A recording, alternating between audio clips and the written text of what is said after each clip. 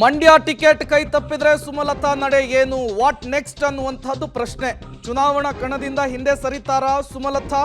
ಬಿಜೆಪಿಯ ಹೈಕಮಾಂಡ್ ಮಾತನ್ನ ಒಪ್ಪಿ ತಣ್ಣಗಾಗ್ತಾರಾ ಅನ್ನೋದು ಈಗಿರುವಂತಹ ಪ್ರಶ್ನೆ.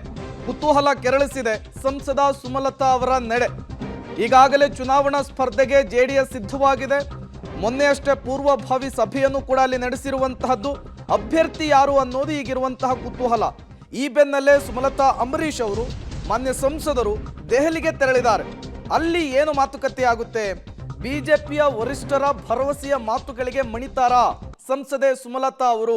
ಸುಮಲತಾ ನಡೆಯತ್ತ ಈಗ ಎಲ್ಲರ ಚಿತ್ತ ನೆಟ್ಟಿರುವಂತಹದ್ದು. ಒಂದು ವೇಳೆ ಜೆಡಿಎಸ್ಗೆ ಬಿಟ್ಕೊಡೋದಾದ್ರೆ ಸುಮಲತಾ ಅವರ ನಡೆ ಏನು? ಮತ್ತೊಮ್ಮೆ ರೆಬಲ್ ಆಗ್ತಾರಾ?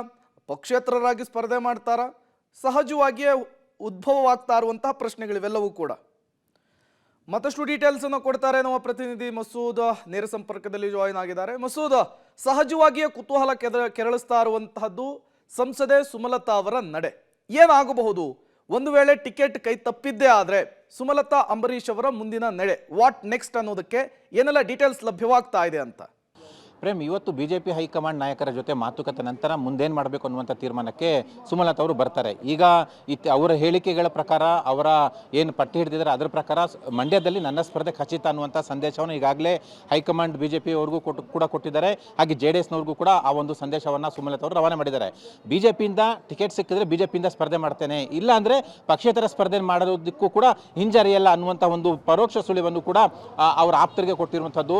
ಏನೇ ಆಗಲಿ ನನ್ನ ಸ್ಪರ್ಧೆ ಮಂಡ್ಯದಿಂದ ಅನ್ನುವಂಥ ಸಂದೇಶ ಮಾತ್ರ ಖಡಕ್ ಆಗಿ ರವಾನೆ ಮಾಡಿದ್ದಾರೆ ಸುಮಲತಾ ಅವರು. ಹಾಗಾಗಿ ಇವತ್ತಿನ ಮಾತುಕತೆಯಲ್ಲಿ ಮಂಡ್ಯ ಸಿಗಲ್ಲ ಅಂತ ಖಚಿತ ಆದಾಗ ಅವರು ವಾಪಸ್ ಮಂಡ್ಯಕ್ಕೆ ಬಂದು ಬೆಂಗಳೂರಿಗೆ ಬಂದು ಇಲ್ಲಿ ಅವರ ಆಪ್ತರ ಸಭೆ ಮಾಡಿ ಮುಂದಿನ ತೀರ್ಮಾನ ತೆಗೆದುಕೊಳ್ತಾರೆ.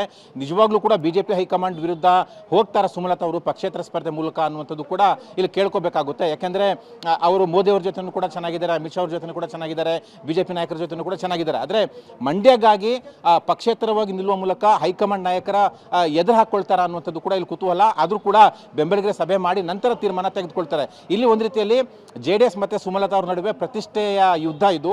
ಈ ಪ್ರತಿಷ್ಠೆ ಯುದ್ಧದಲ್ಲಿ ಯಾರು ಗೆಲ್ತಾರೆ ಯಾರು ಸೋಲ್ತಾರೆ ಅನ್ನುವಂಥದ್ದು ಕುತೂಹಲ. ಇನ್ನೊಂದಿಲ್ಲ ಅಬ್ಸರ್ವ್ ಮಾಡಬೇಕು, ಕುಮಾರಸ್ವಾಮಿ ಅವರು ಎಲ್ಲೂ ಕೂಡ ಬಹಿರಂಗವಾಗಿ ಮಂಡ್ಯ ನಮಗೆ ಬೇಕು ನಾವೇ ಕೇಳಿದೀವಿ ಅಂತ ಹೇಳಿಲ್ಲ. ಬಹಿರಂಗವಾಗಿ ಅವ್ರ ಪಕ್ಷದ ನಾಯಕರು ಹೇಳ್ತಾವ್ರೆ, ಆದರೆ ಕುಮಾರಸ್ವಾಮಿ ಅವರು ಇದುವರೆಗೆ ಬಹಿರಂಗವಾಗಿ ಹೇಳಿಲ್ಲ. ಇದು ಕೂಡ ಒಂದು ಸುಮಲತಾ ಅವರಿಗೆ ಪ್ಲಸ್ಸು. ಅವ್ರು ಇದುವರೆಗೂ ಕೂಡ ಬಹಿರಂಗವಾಗಿ ಹೇಳಿಲ್ಲ.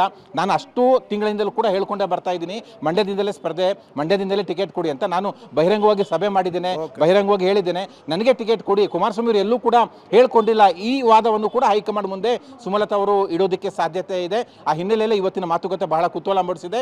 ಯಾವ ರೀತಿ ಒಂದು ವೇಳೆ ಬಹುತೇಕ JDSಗೆ ಹೋಗಿದ್ದೆ ಮಂಡ್ಯ ಅನ್ನೋದಾದ್ರೆ ಹೈಕಮಾಂಡ್ ನಾಯಕರು ಯಾವ ರೀತಿ ಓಲೈಕೆ ಮಾಡ್ತಾರೆ ಸುಮಲತಾ ಅವರಿಗೆ ಅನ್ನುವಂಥದ್ದನ್ನು ಕೂಡ ಕಾದು ನೋಡಬೇಕು. Prem, okay, thank you Masood ತಮ್ಮೆಲ್ಲ ಮಾಹಿತಿಗಾಗಿ.